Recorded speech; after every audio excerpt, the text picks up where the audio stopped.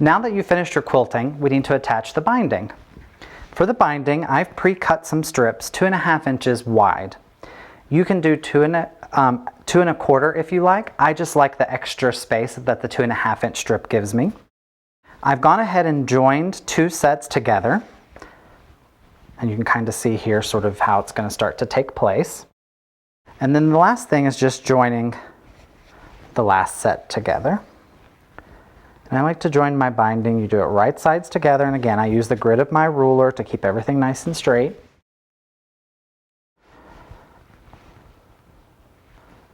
Right sides together.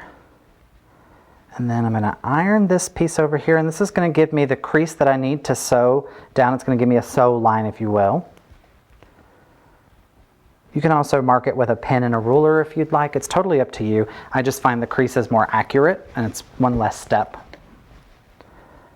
So we're going to iron this down. Okay. Then we're going to reposition it here together.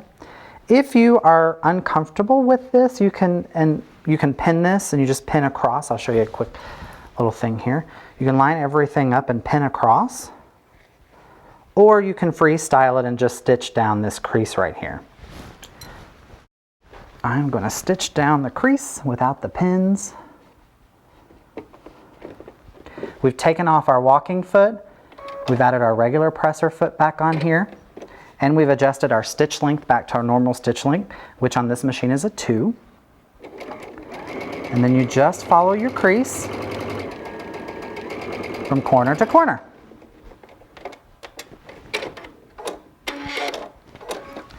Then you trim away your 1/4 inch seam allowance, and you should be an expert at this after all the paper piecing.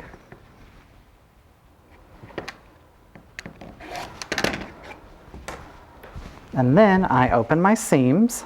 Before we were pressing our seams to one side, but on the binding I like to press my seams open.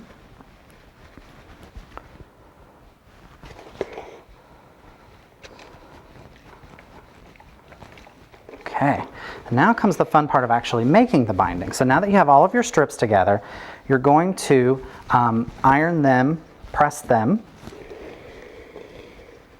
in half. And I don't usually cut my binding tape on the bias. I just go the quick and easy route, and that's just cutting my 2.5 inch strips. It always works.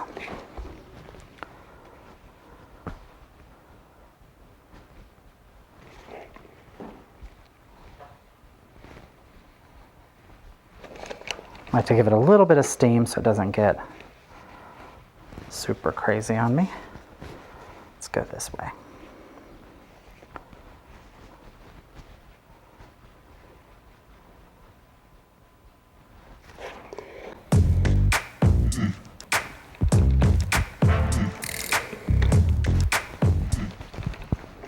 There we go, there's our binding.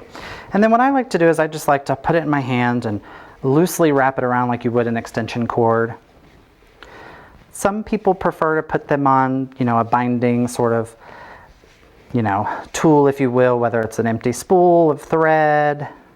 You can put it around a cup. It's totally up to you. I just prefer this way. It's easier for me to manage, and it's one less thing on the top of my table.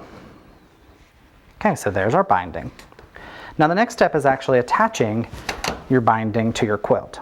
Now I prefer to start, most people are right-handed, so they're going to look on the right side of the quilt, and that's where you'll see your finished part at.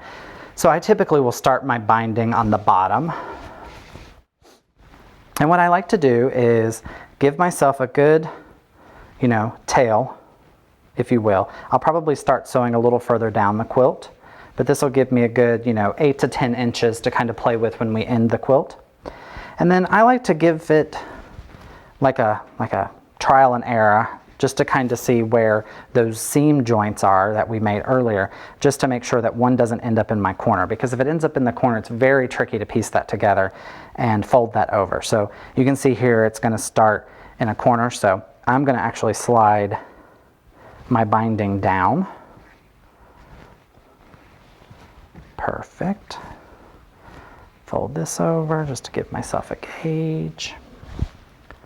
So far that corner looks really good. There's our other crease, that looks pretty good. And then we have enough to where our next crease is going to be well after the tail that we gave ourselves. So this looks pretty good. So now we're going to take it to the machine and we're going to sew it down. And I like to use my 1/4 inch seam. You don't need anything fancy. You're using the same stitch that you would use piecing your two matching thread.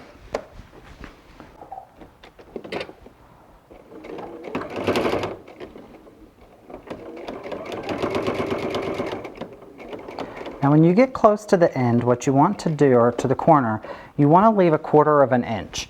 And you can take your ruler and actually kind of gauge where a 1/4 inch is, and it looks like it's going to be right where that pink line starts. So I'm going to stop my stitches there. One more, maybe one more. Okay. I'm going to leave my needle in the down position. I'm going to lift up my presser foot and I'm going to pivot. And I'm going to pivot until I get a right angle of my quilt sandwich underneath and my binding. And then I'm just going to stitch right off of the quilt.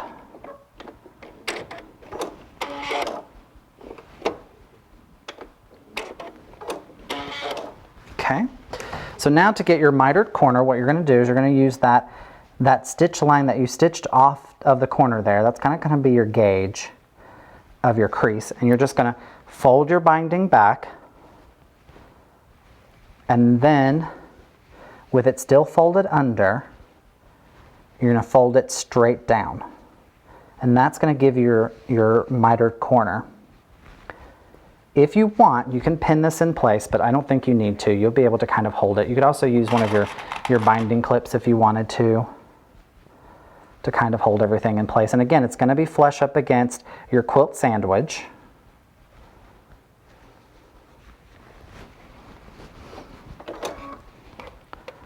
Okay, we're going to put this back under, same thing.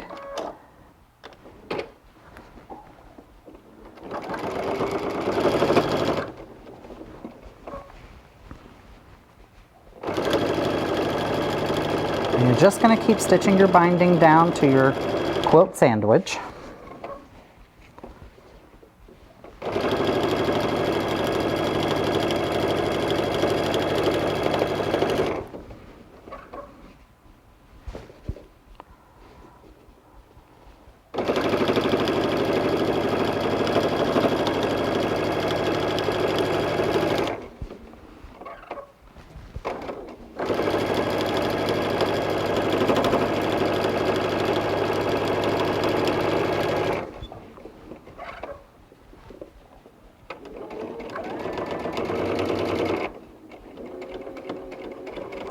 Get to our 1/4 inch.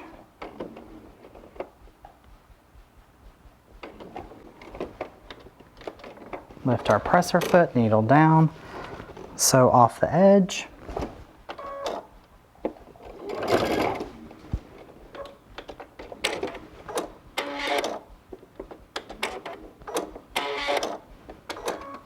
Okay, and then miter it. So very same thing that we did to the other end. You're going to miter it using that stitch line that you stitched off of. You can see it here.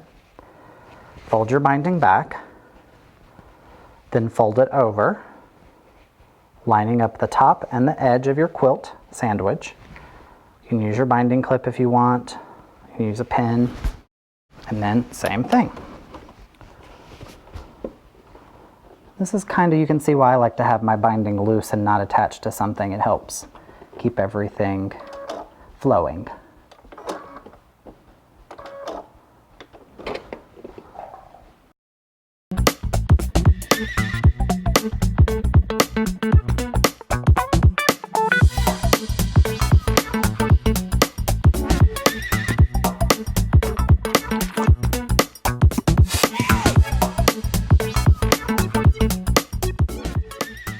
Okay, so now you're on your last corner. And what you're going to do is you're going to repeat the same process. But this time we're not going to stitch all the way down because we're going to have to join our two pieces, and this is the tricky part, but it's super easy.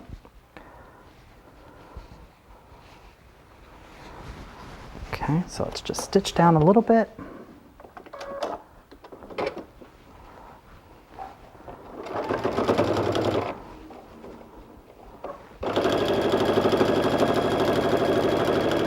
All right, let's stop there. Okay, so now what you have is you have your two tails left over from your binding.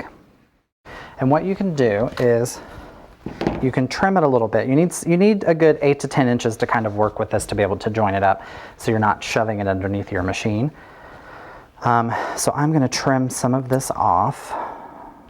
And luckily with the stripe, it kind of gives me some, edges to play with to cut straight. I don't have to worry about it being funny. And then what you're going to do is you're going to overlap your pieces, and I might actually cut a little bit more of this off because I stitched here. You're going to overlap the two tails 2 1/4 inches. So line it up with the bottom one, and you're going to go over 2 1/4 inches.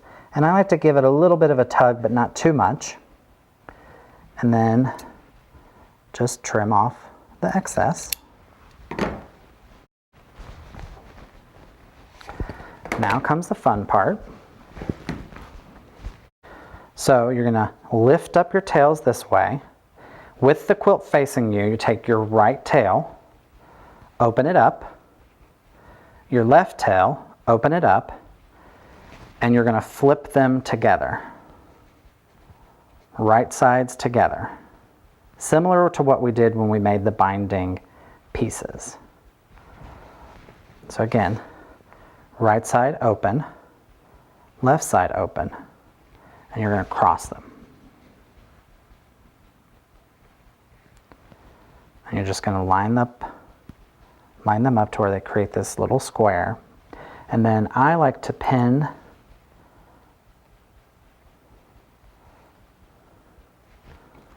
and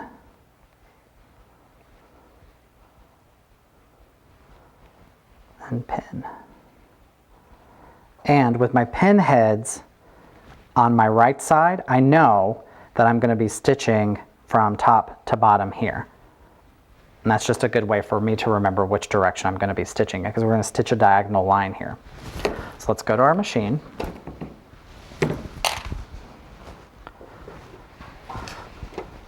And I'm going to switch my stitch back to the center point, not changing the stitch length at all.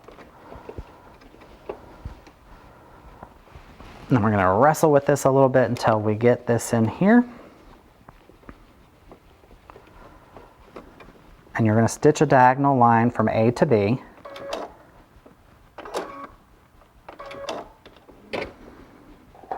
And you can kind of gauge this one. You don't have to, and I'm going to sew over my needles. You can kind of guess from point A to point B without a line. If you want, you can put a little crease line in there with your iron before you pin them together. It's totally up to you. Okay, so now I'm going to take out my pins, and before I cut away my 1/4 inch seam allowance, I want to make sure that this is going to lie flat and that when I stitch it, I'm not going to have any bumps and lumps in it. And this looks pretty good. I'm pretty pleased with this. So I'm going to take my scissors and trim away my 1/4 inch here. Just kind of eyeball it. If you're more comfortable with your rotary cutter and ruler, you could do it that way as well.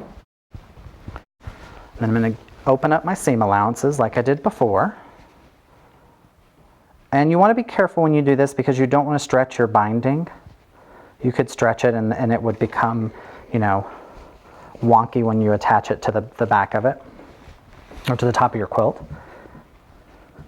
And then I'm just going to make sure everything's still lined up pretty good. I'm going to give it a good little press just right there so everything's flat again. And then we're going to take it to our machine and we're just going to close up that hole that we created. 1/4 inch, so change your stitch positioning. Your stitch length is still good. we're going to actually start well before we stopped before, and that way it just reinforces that a little bit. You could give it a little back stitch if you want. Just want to make sure it's lined up with your quilt top.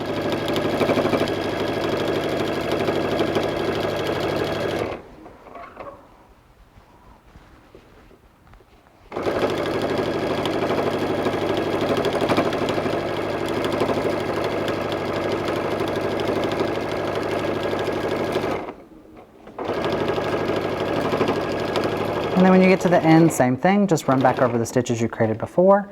Do a little back stitch if you want.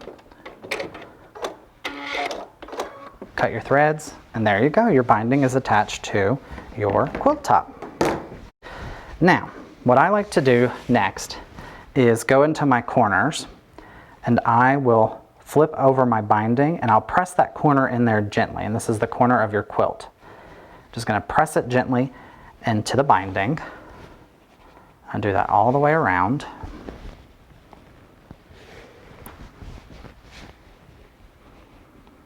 Okay, now that I have that, then I take it over to the iron, and I just kind of gently iron over my binding. And this will help me make it nice and tight on the back side. Plus it gives my quilt a chance to have a little bit of an iron too.